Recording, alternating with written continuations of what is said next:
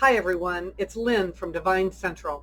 I'm here today with part 2 of a part 3 series on crazy tarot myths. I actually don't know how crazy they are. It's just my way of having my own rant over all the things that irritate me that I hear in the tarot community.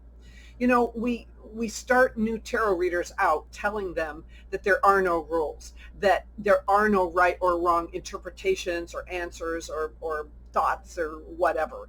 And then we inundate them with all these rituals and preferences and everything that we end up calling rules. They try so hard to fit into that square peg that it really does impede the learning process. It takes months and months for them to figure out that, oh, yeah, this is nothing or this doesn't affect me. And it's too bad because it's just kind of a waste of time. So let's start with number 1 in this series. It is you need to be psychic in order to read tarot cards. Okay, right off the bat, let's just go ahead and acknowledge the fact that we are all a little bit psychic, are we not? We call it intuition. That's what the person on the street would be able to resonate with. And the more we hone it, the more intuitive we become. So some of us who are in the mystic arts field, we believe that our ability to gain insight and guidance is spirit driven. But there are people in our community that are completely successful readers, but they do it from a more psychoanalytical or a more scientific approach. Now, one such approach is called conceptual blending, and that's where you take two separate things, put them together to combine one new thing. So in real simplistic terms, let's take a couch, a piece of furniture, and let's combine it with a potato, which is vegetable, and we get a couch potato, which is just a lazy person, right? So that's like really super simple. But in order to relate it to tarot, let's say that we're having an issue. We don't understand why we can't, we don't understand what's holding us back from something that we need to do. And so we might pull a card that has a bridge on it, or that conjures up a bridge, a metaphor for a bridge. And then we say, oh gosh, you know what? We need to make the transition from one thing to the next thing. And the next card we pull up might be the strength card. And what is holding us back? It might be the courage to do it. So that's what we mean by, oh, okay, so now I just need to figure out how to muster up the courage to do this thing that I really need to do. And I'm not going to be happy until I get it done. Our minds are this huge, vast storage center, and we take in and remember every single thing we ever heard or learned or felt or saw. And when we really need to call upon it, to trigger it, to give us these pieces of information so that we can process something, we have trouble tapping into it sometimes. And I honestly think that that's why people come to us as readers, because they already kind of know what's going on. I think they already feel it. They just can't quite put their finger on it. And that's where we can help. So whether or not you believe in being psychic or not, you can still be a good card reader. There's a tarot reader and book author by the name of Vincent Petici, and he has a website, tarotmaps.com. And on his website, he sells a series of books that he has that do cover conceptual blending. And it's really great reading. So I'll put the information down below. Make sure you go there and check it out. Pick up one of his books and see if you think that it doesn't help you with your intuition and your tarot reading combined. Now, number 2, you should only read with one deck or your energy will be too scattered.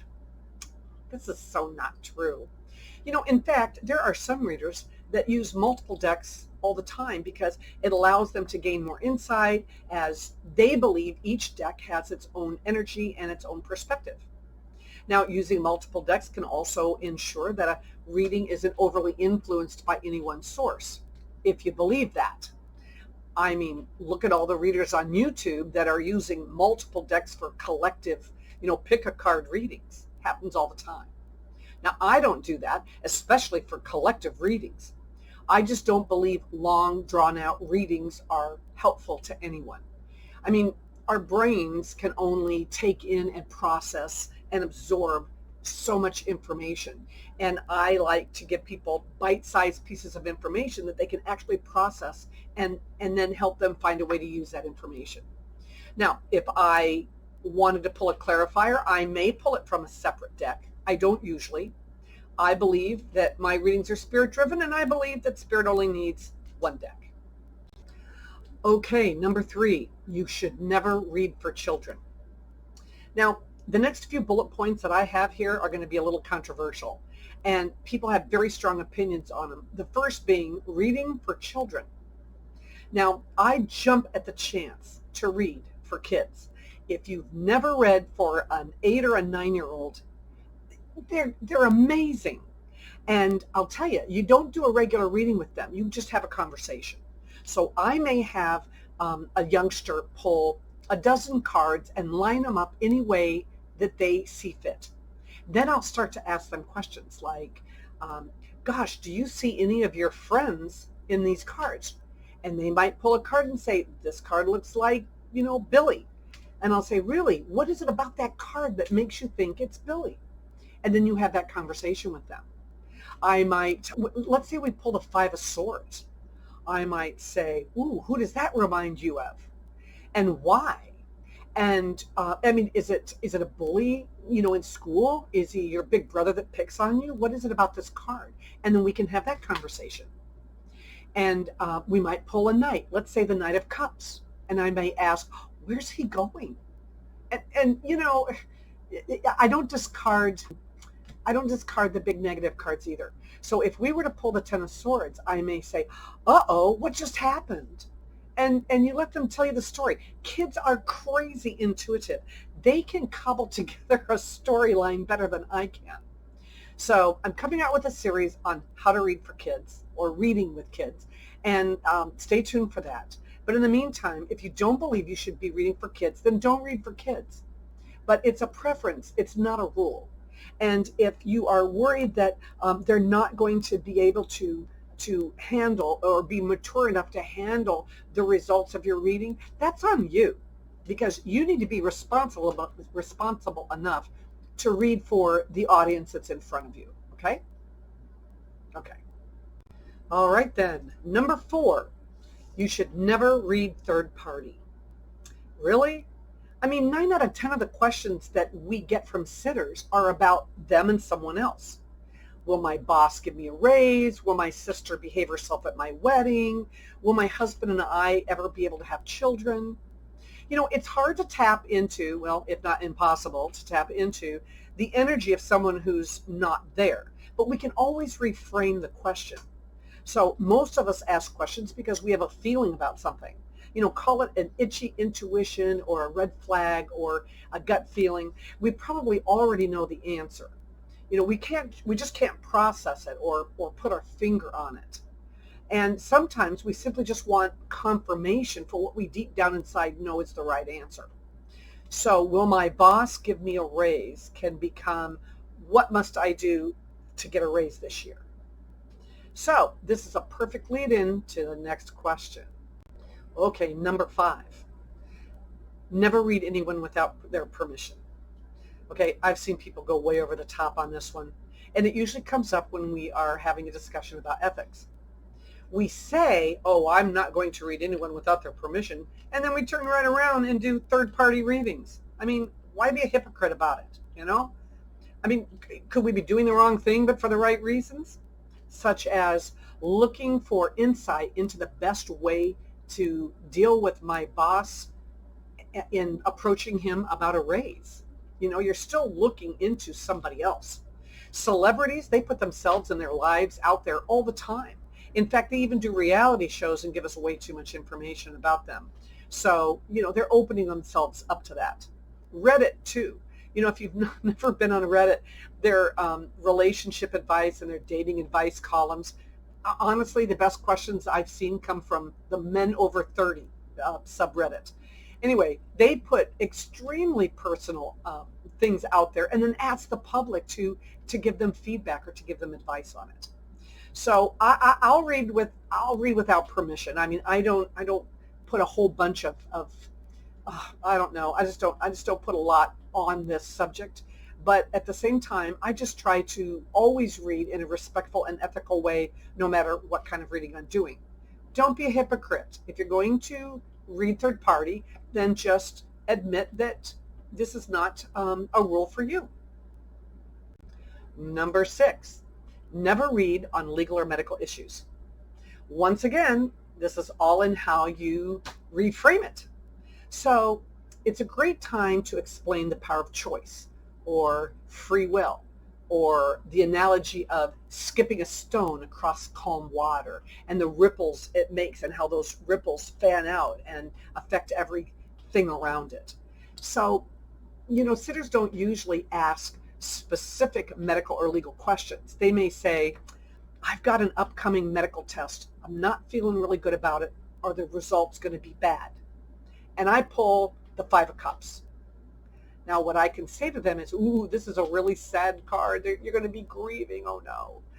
But it's also about regret. And so I could say instead, you know what? This is a card of regret.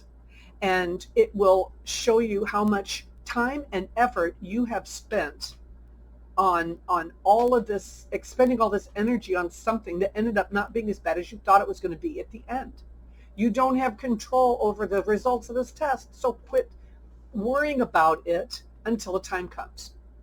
Scary medical news can turn on a dime with the correct medical treatment, prescribed by a doctor who you should be asking this question of, not me.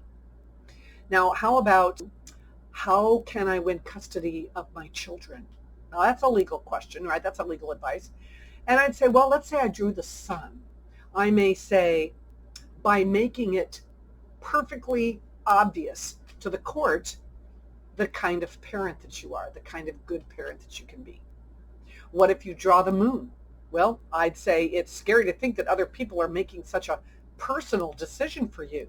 But even though you won't understand the whole process, you still need to trust the universe will do what's in the best interest of your children. And remember, this is about your children, not about you. So, have I given any medical or legal advice anywhere along there? I say not. Okay, we've got 2 left. Number 7, you must store your deck in a black silk scarf. Oy vey, I think this is more for people who just like black silk, don't you? The purpose, they say, is to protect the cards from negative energy. And, I can't believe how many readers believe and promote this preference or this ritual or whatever you want to call it. And then when you see their collection, half of them are in boxes and bags or just laying out in the open, not protected.